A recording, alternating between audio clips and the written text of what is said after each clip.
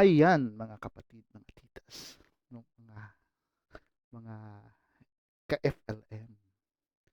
Ah, Panoorin natin 'to, yung ating idol, no, na royal blood daw, no, royal blood na scammer.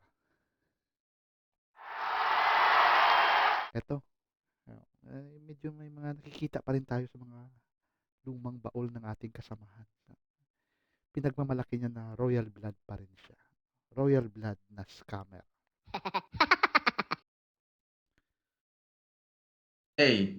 So, yung nagtatanong, ang ina ko pa lang ho, dun pa lang sa bloodline ko sa ina ko, royal blood na ho ako. Okay? So, kay Marcos ako, royal blood pa rin ho ako sa nanay ko. Oo. Katulad nga ho nung sinabi ko, Mangusin o Marcos. No? Walang bearing ho sa akin yun. Kasi yung nagsilang sa akin, yung dugo ko royal blood na ho. Ayun na. Ang nanay ko ho ay anak ni Don Jose Antonio. Don Jose Mar Antonio. Okay? At, okay, ni Doña Carmelita Carino Baking. Okay? Okay, okay.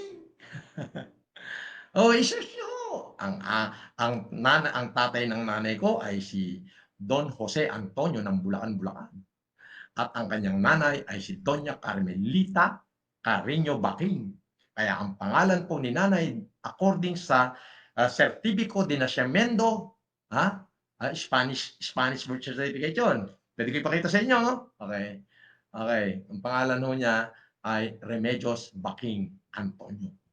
Alright. Alright. Right. Ang ina ko pa lang ho, dun pa lang sa bloodline ko sa ina ko, royal blood na ho ako. Okay? So, kay Marcos ako, royal blood pa rin ho ako sa nanay ko. Oo.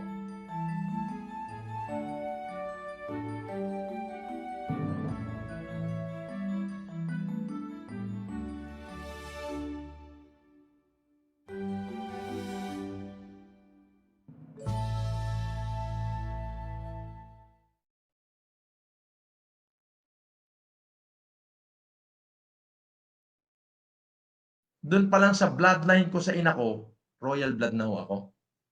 Okay? So, kay Marcos ako, royal blood pa rin ho ako sa nanay ko.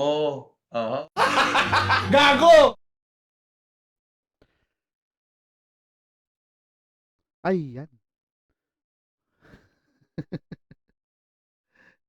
ang ating idol na royal blood. Mayaman ka, di ba? Bakit wala aircon?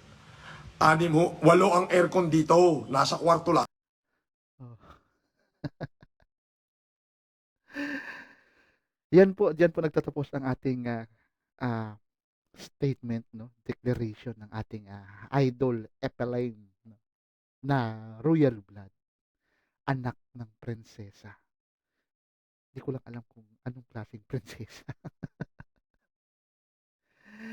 Pero marami namang naniniwala sa kanya. So, marami pa rin tanga sa mundo. Anyway, ito po yung inyong lingkod, Nightcore. Nagsasabing, Epeline lang ang malakas. Malakas yung hangin. Maraming salamat po sa uulitin. Bye-bye!